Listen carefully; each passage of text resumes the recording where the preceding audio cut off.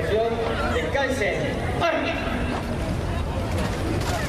Buenas tardes a todas y a todos.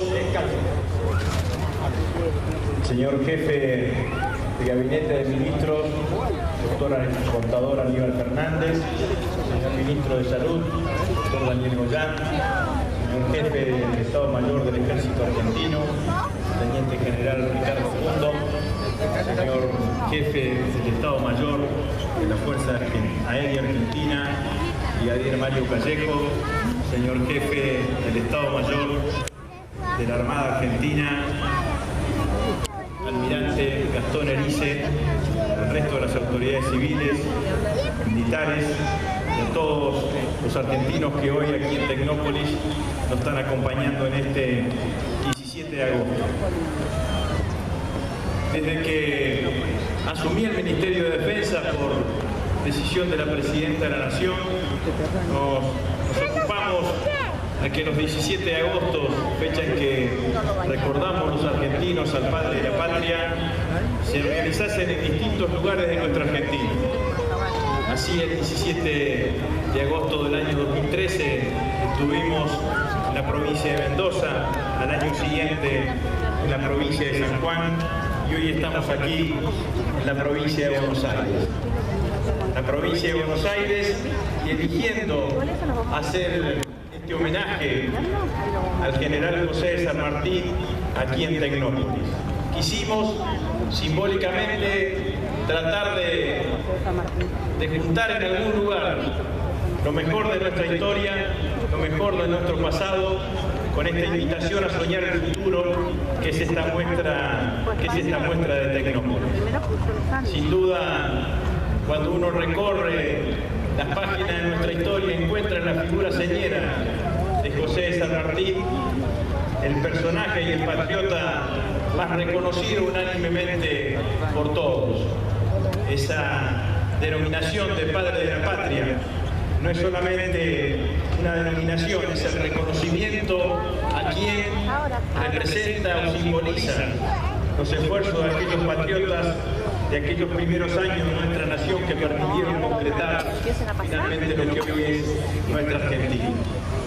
Y sin duda esta muestra, que empezó a funcionar allá por el año 2010 por decisión de nuestra presidenta Cristina Fernández de Kirchner, tiene que ver con la Argentina del futuro, la Argentina del conocimiento, la Argentina de los desafíos que aquí soñamos, que aquí queremos ir concretando.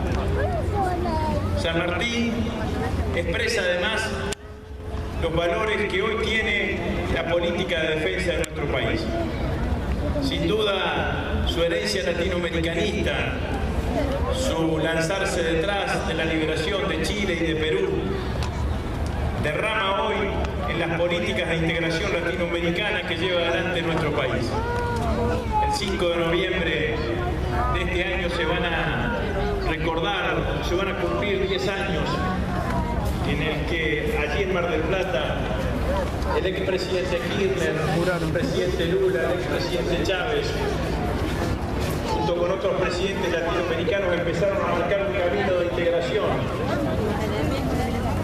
autóctona, gestionada por nosotros mismos, sin imposiciones de ningún otro lado, que no sea la verdadera energía que surge de los distintos pueblos de Latinoamérica. San Martín nos enseñó ese camino de la integración. Y hoy los distintos ejércitos latinoamericanos, las distintas fuerzas armadas latinoamericanas se encuentran y se unifican en ese Consejo de Defensa Suramericano, que es uno de los organismos que depende de la UNASUR, como forma de encontrar las fuerzas armadas de todo el continente, trabajando mancomunadamente y con puntos de contacto y con puntos de cohesión. Quizás ya vamos dejando atrás aquellos tiempos y aquellas épocas en donde parecía que las Fuerzas Armadas latinoamericanas tenían como hipótesis de conflicto propias Fuerzas Armadas de países hermanos. Ya eso no existe más hoy en América Latina. Lo que existe es un espíritu de colaboración, de cooperación, de construcción de confianza mutua para terminar construyendo de alguna manera una fuerza militar importante en el conjunto de América del Sur. San Martín fue un gran defensor de la industria nacional y específicamente de la industria para la defensa. El impulso a los telares cuyanos para poder realizar la campaña de los Andes, las instrucciones al Fray Luis Beltrán para que construya y lleve adelante fábricas de armas y de municiones en nuestro propio país, nos impulsan a seguir fortaleciendo esto que empezamos a recuperar el 25 de mayo del 2003, que fue la industria para la defensa. Industria para la defensa que, como toda la industria argentina, sufrió un latrocinio durante la década del 90, en donde desapareció de la faz de la tierra argentina. Pudimos recuperarla, sostenerla, llevarla adelante, consolidarla y ponerla de pie para que tenga en los próximos años seguramente el fuerte desarrollo que necesariamente debe tener. Ningún país del mundo creció ni se convirtió en un protagonista en el escenario internacional sin tener una industria de la defensa, una industria para la defensa fortalecida, realizada y consolidada. San Martín también fue aquel que dijo que nunca su ejército iba a derramar sangre de hermanos. Y hoy tenemos Fuerzas Armadas claramente comprometidas con la vigencia de la democracia, con el respeto a la Constitución y con la vigencia de los derechos humanos.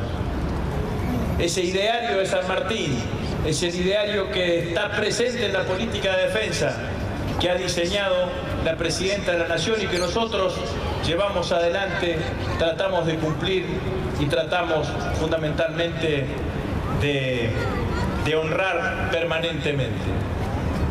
Este año también los granaderos, el regimiento que soñó San Martín, que creó San Martín, fueron protagonistas de un hecho histórico, que fue el traslado del sable Corvo desde el regimiento de granaderos al Museo Nacional. Esa decisión de la Presidenta de la Nación es una decisión que permitió ver después de muchísimos años un desfile como el desfile que vimos en esa semana de mayo. Hoy leía un diario no precisamente oficialista que desde que el sable Corvo de San Martín está en el Museo Nacional se han multiplicado, creo que la cifra decía de 2.000 a 22.000, la cantidad de visitas que han tenido fundamentalmente el museo a partir del reconocimiento de ese sable Corvo. El sable Corvo que va a presidir el desfile que posteriormente vamos a realizar y que van a realizar los hombres y mujeres de las Fuerzas Armadas Argentinas. Pero también quiero